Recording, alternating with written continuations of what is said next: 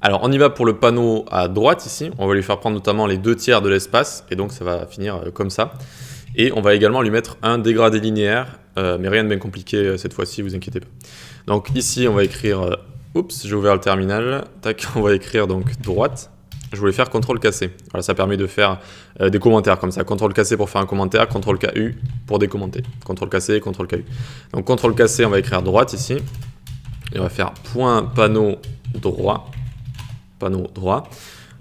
Flex, comme on a vu précédemment, donc 1, 1, flex gros, flex shrink. Et cette fois, il va prendre donc 66,666% de l'espace.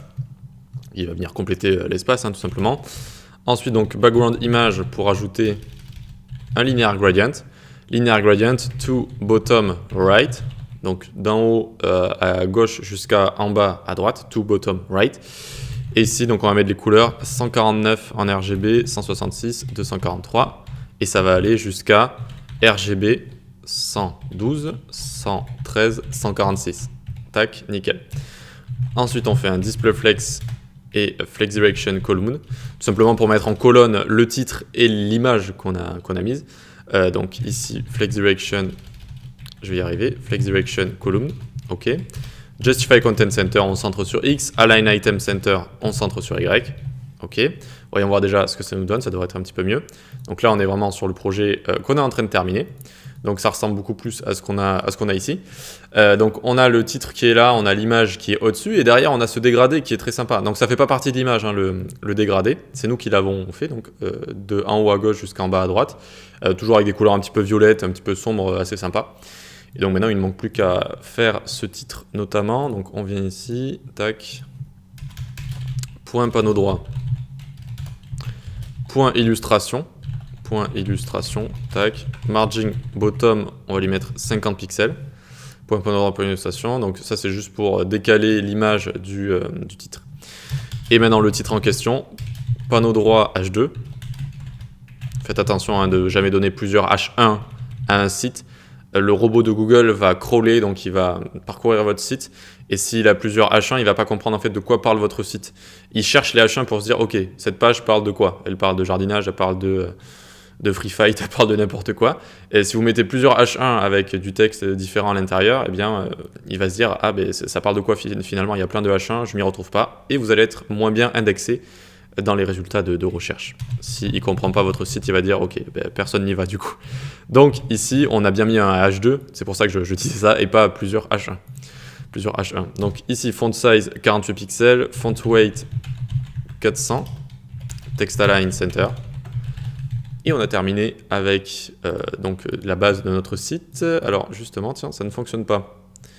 Ça ne fonctionne pas. Pourquoi ça ne fonctionne pas? Panneau droite. Ah oui, pas panneau droite, panneau droit comme ça. Et voilà, c'est bon, on a terminé. Alors je crois qu'il y a une petite différence. Ok, donc on voit ici que ça se ressemble beaucoup, mais il y a une différence de marge. Et donc ici, je vois qu'il y a des titres, ici que je vois qu'il y a des titres et je vois que ça bouge à cause de ça. Je sais pourquoi, parce que en fait sur le projet de base, tout en haut, tac, ici, j'avais mis le margin et padding 0 au sélecteur universel parce que c'est ce qu'on fait d'habitude. Là, par mégarde, je l'ai mis au body. Donc ça enlève la marge et le padding à tous nos éléments de base parce que, notamment de base, on a les titres qui ont beaucoup de marge, beaucoup trop. Ça a été fait au tout début quand ça a été créé, hein, depuis ça a été gardé, c'est pour ça. Et donc regardez ici, c'est bon, on a bien enlevé la marge, donc le padding de tous les éléments et donc la marge de base de nos titres qui est beaucoup trop grande. Alors qu'aujourd'hui, il faudrait plus enlever cette marge et puis laisser aux codeurs, aux développeurs d'en rajouter s'ils veulent rajouter de la marge et du padding. Voilà, faites toujours attention de toute façon les titres, vous verrez que ça a toujours énormément de marge. Bref, on a terminé donc pour grand écran comme ça, c'est bien. On va juste faire quelques petits media query histoire de, dès qu'on arrive, regardez, hop, dès qu'on arrive en petit écran, que ça finisse comme ça. Voilà, que je vous laisse pas avec quelque chose de pas fonctionnel en responsive pour un projet total comme ça. Donc, on va se retrouver dans notre code. On a quelques petits médias à faire. Ne vous inquiétez pas, rien de bien méchant. On vient ici. Alors, les media query, pour ceux qui ne connaissent pas, ça sert à adapter notre code à tous les écrans. Et donc, par exemple, ici, regardez, je suis en train d'écrire @mediascreen and max width 1200 pixels. Ça veut dire à partir de 1200 pixels. C'est tout ce que ça veut dire ici. Ça veut dire donc screen, c'est pour tous les écrans. Media query, donc c'est pour créer un media query. Et donc, à partir de 1200 pixels, qu'est-ce que j'ai envie de faire? J'ai envie que mon compte global, j'ai envie de lui changer des choses. J'ai envie de le passer en Flex Direction Column. Donc j'ai envie de le passer en colonne. Je lui laisse toujours la min 8 sans VH. Tac. Et je lui mets une width donc qui prend toute la largeur.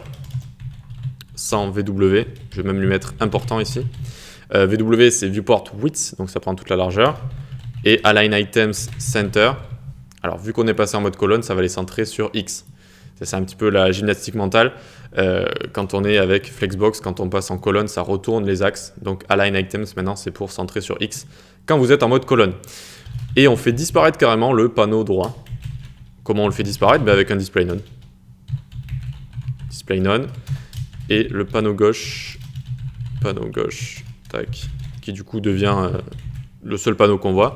On lui met une width de 70 viewport width, pardon. Le mot-clé important, ça sert de rajouter vraiment beaucoup de spécificité. Ça sert à passer un petit peu au-dessus de toutes les autres choses, à utiliser avec beaucoup de précautions, d'accord? Seulement quand vous êtes sûr que vous avez envie de l'utiliser. Sinon, vous allez avoir des conflits, ça va passer au-dessus de choses que vous n'avez pas envie que ça passe au-dessus. Donc, voyons voir si ça fonctionne. Ici, on va ouvrir avec F12. Donc, moi, juste, j'ai ma petite console à côté. Ah, mais c'est bon, ça va fonctionner, mais je vais quand même vous montrer.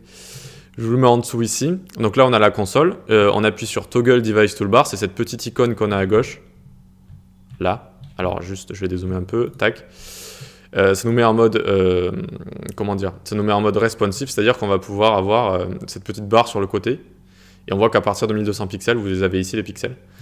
Tac, hop, et bien ça disparaît et on se retrouve juste avec ça. C'est exactement ce qu'on a envie. Voilà. Très bien. Maintenant, on va juste avoir quelques petites finitions, c'est-à-dire que quand on est ici, vous voyez que c'est pas totalement droit le bouton. C'est normal vu qu'il est sur Flex End. On a envie de le centrer. Donc, c'est ce qu'on va faire tout de suite. Tac, tac. Hop, alors ils sont où mes media query? Ici, @media screen end max width, cette fois 700 pixels. Donc là, on fait de haut en bas, on passe de 1200, et puis maintenant à partir de 700 pixels, donc panneau gauche, on veut qu'il prenne plus de width, plus de largeur.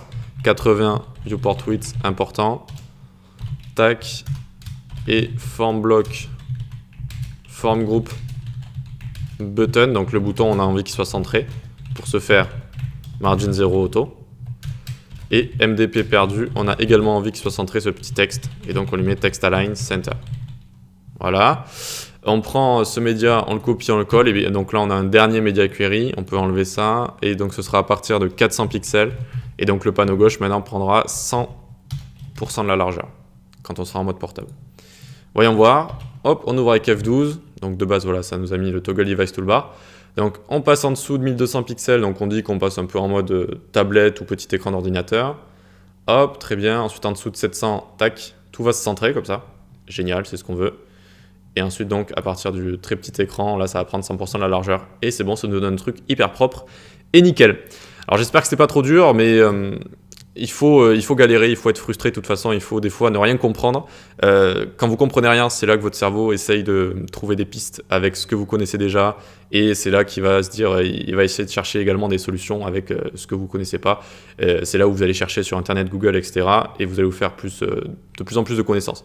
Il faut galérer pour apprendre, et voilà, c'est comme ça. Donc ne vous dites pas, ah c'est trop dur, j'en ai marre. Au contraire, dites-vous, si c'est trop dur, c'est bon pour vous. Vous apprenez plus vite quand c'est dur, mais après voilà, si c'est trop dur quand même, attention, histoire de pas devenir fou. Donc on a terminé avec ça, maintenant on va faire les petites animations. Les petites animations, rappelez-vous, quand on va cliquer ici, et donc on va faire ça avec un peu de JavaScript et un peu de CSS. À tout de suite.